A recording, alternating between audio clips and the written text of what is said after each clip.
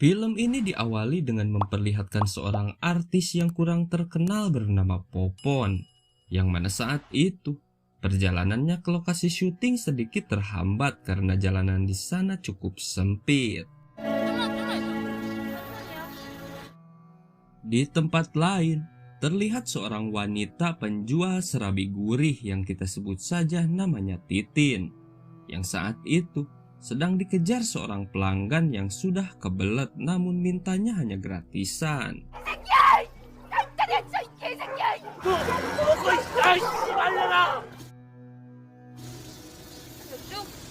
Kemudian Titin pun berpapasan dengan Popon. Karena kesal serabinya tak jadi laku, di sini Titin pun melampiaskannya dengan ngomel-ngomel gak jelas. 뭘 봐요? 사진 좀 참났냐고요. 아니 저런 년이 다 있어? Popon dan sang sutradara yang bernama Tatang ini pun melanjutkan perjalanan. Lalu saat di mobil, Popon pun ditelepon kakaknya yang bernama Rohaeti. Namun karena sinyal jelek, telepon mereka pun akhirnya terputus. 집에 들어오기만 해봐 그냥. Tak lama berjalan, Tatang pun mengajak Popon untuk mampir ke sebuah kedai. Sembari menunggu pesanan, Tatang pun rebahan untuk melepas lelah. Sementara Popon pergi mencari sinyal karena dia ingin kembali menelpon kakaknya. Kemudian, tiba-tiba Tatang dihampiri pria tua bernama Sugiono yang tak lain adalah pemilik kedai tersebut. Saat itu Sugiono meminta bantuan kepada Tatang untuk mengangkat karung yang berada di gudang. Karena katanya saat itu encoknya sedang kumat. Tatang yang merasa kasihan pun berbaik hati dan pergi untuk membantunya. Terlebih saat itu Sugiono mengatakan akan memberikan sup ayam secara gratis sebagai imbalannya. Di sisi lain, Popon yang berhasil mendapat sinyal pun langsung menelpon kakaknya. Saat itu dia memberi kabar bahwa dirinya sedang beristirahat di sebuah kedai dan tak lama lagi akan sampai di tempat tujuan. Kembali pada Tatang yang saat itu mulai memindahkan karung sesuai permintaan Sugiono. Namun tanpa diduga,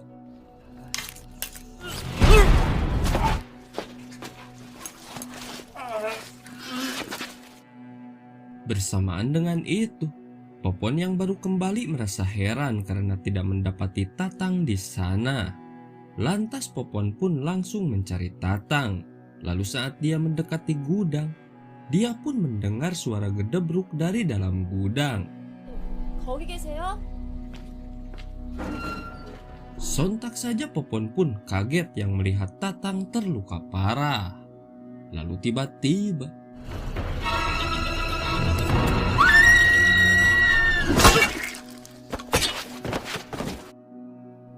Popon pun berniat untuk melarikan diri. Namun sialnya saat itu dia dihadang oleh si anjing yang sudah ngabaguk di hadapannya.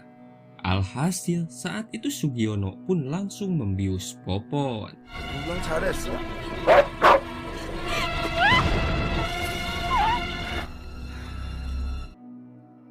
Malam harinya, Popon pun tersadar dan sudah terkurung di dalam kandang besi yang ternyata itu adalah kandang milik si anjing. Lalu sesaat kemudian Sugiono pun datang menghampiri Popon dan menyuruh Popon untuk mengganti pakaiannya dengan baju haram yang sudah dia persiapkan.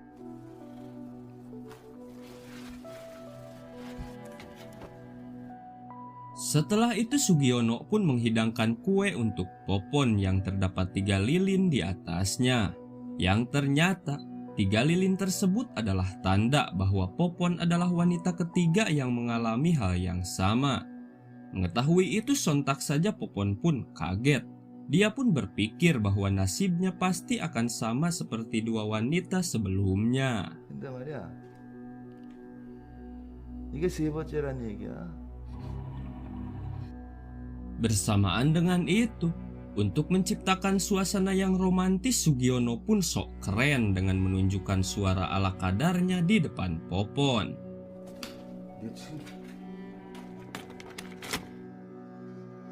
Jika kau bertemu aku begini,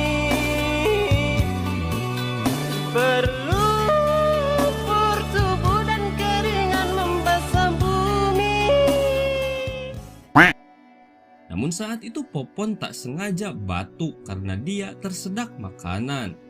Mendengar itu Sugiono pun tersungging dan mematikan musiknya karena dia menganggap bahwa Popon mengejek suaranya. Di saat itu pula Sugiono pun langsung mendorong Popon ke atas ranjang. Lalu setelah itu dia pun akhirnya memperkaos Popon. Setelah saat itu Sugiono pun ketagihan dan terus-menerus memperkaos Popon setiap hari.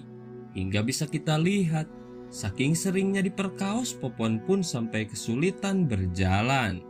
Bahkan saat Popon mengatakan bahwa dirinya sedang sakit pun Sugiono tak terima. Dia pun malah menyiksa Popon karena tak mau melayaninya. 야, 아파서 그래요. 이게 어쩌다가 말됐구나. 10 hari pun berlalu. Rohayati merasa cemas karena sudah 10 hari dia tidak mendapat kabar dari sang adik. Lalu dia pun mendatangi daerah di mana terakhir kali sang adik mengabarinya dan mendatangi Kapolsek setempat. Namun sialnya, karena Rohayati tak punya bukti kehilangan adiknya, polisi berambut transparan ini pun tidak menanggapi laporan tersebut. 확실한 증거를 가지고 와요. Karena polisi tak mau membantunya, akhirnya Rohayati pun melakukan pencarian seorang diri. Dia pun bertanya ke beberapa tempat untuk mencari keberadaan kedai sup yang disebutkan Popon saat terakhir kali mengabarinya.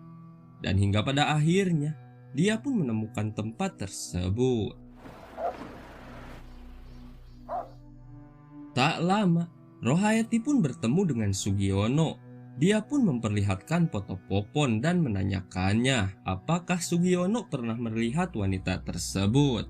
Melihat itu sontak saja Sugiono pun kaget. Namun saat itu tentu saja dia berkata bahwa dia tak pernah melihatnya. Akan tetapi wajah Sugiono pun terlihat celangak-celinguk dan hal itu membuat Rohayati merasa curiga. Namun meski begitu, Rohayati pun tak bisa menuduhnya begitu saja dan akhirnya dia pun meninggalkan tempat itu. Namun saat di perjalanan, dia sempat bertanya pada seorang wanita yang tak lain adalah Titin si penjual serabi gurih. Saat itu Rohayati pun memperlihatkan foto Popon pada Titin. Dan saat itu pula Titin pun menjawab bahwa dia pernah bertemu dengan Popon tak jauh dari kedai sup. 확실한 거죠? 뭔 일을 해? Mendengar itu Rohayati pun semakin yakin dengan kecurigaannya dan akhirnya dia pun kembali melapor ke Kapolsek. Dan sesaat kemudian Rohayati pun kembali ke tempat tersebut dan ditemani 2 orang polisi. Namun sialnya, setelah menggeledah tempat itu mereka tidak menemukan siapapun.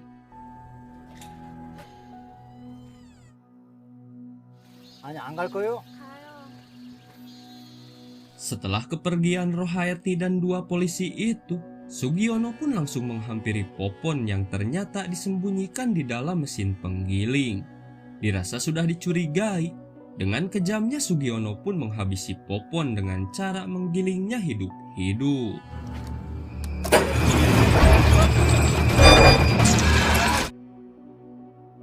Tak sampai di situ, beberapa hari kemudian Sugiono kembali bertemu dengan Rohayati yang tentu saja masih mencari keberadaan Popon.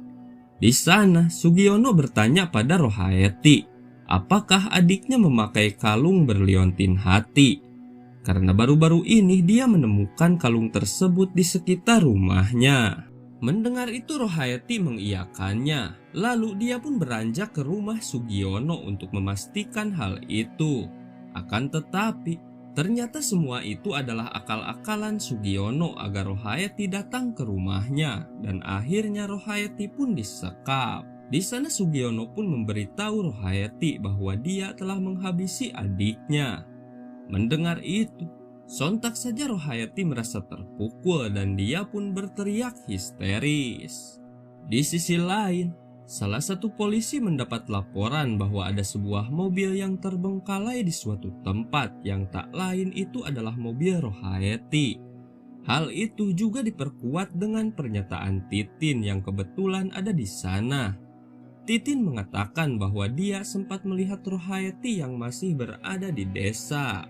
Mendengar itu, Pak Polisi pun mendatangi mobil Rohayati, dan menurut kesaksian warga, beberapa hari lalu mereka melihat seorang pria paruh baya yang meletakkan mobilnya begitu saja di sana. Di sini diketahui bahwa ternyata Sugiono sengaja meninggalkan mobil Rohayati di sana setelah dia menyekap Rohayati di rumahnya. Hal itu dia lakukan dengan tujuan untuk menghilangkan jejak. Kembali pada Rohayati yang saat itu diberitahu oleh Sugiono bahwa sebentar lagi dia akan memandikannya karena Sugiono akan memperkaosnya. Lalu ketika Sugiono akan pergi, tanpa dia sadari ternyata Rohayati telah berhasil melepas semua ikatannya. Rohayati pun mengambil sebuah paku lalu menyerang Sugiono. Namun sayangnya, paku tersebut hanya mengenai tangan Sugiono dan Sugiono pun langsung menghajar Rohayati. Bersamaan dengan itu, setelah berbagai temuan yang mencurigakan, polisi pun mendatangi rumah Sugiono. Dan benar saja, sesaat kemudian polisi menemukan Rohayati yang sudah terikat dan terkurung dalam gudang. Lantas polisi pun berniat menyelamatkannya. Namun tiba-tiba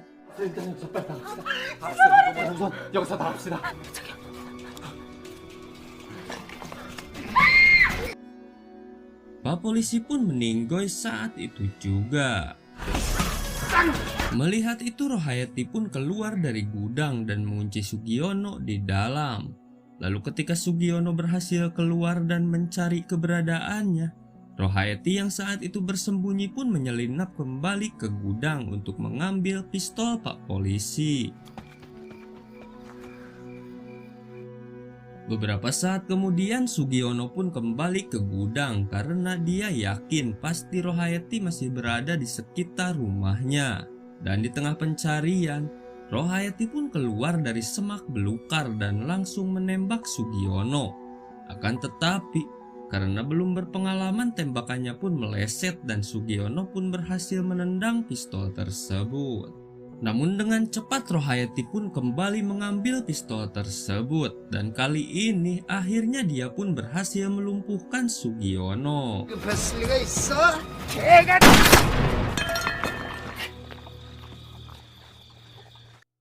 Melihat Sugiono sekarat, Rohayati pun bertanya pada Sugiono di mana dia menyimpan jasad adiknya. Lantas Sugiono pun menjawab bahwa dia telah menggiling adiknya hingga tak tersisa. Mendengar itu, sontak saja Rohayati menggila dan menembaki Sugiono hingga meninggoy.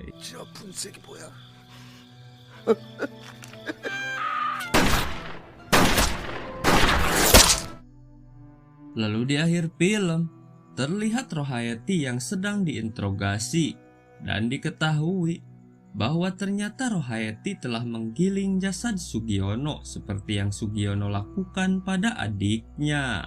Dan setelah itu, film pun selesai.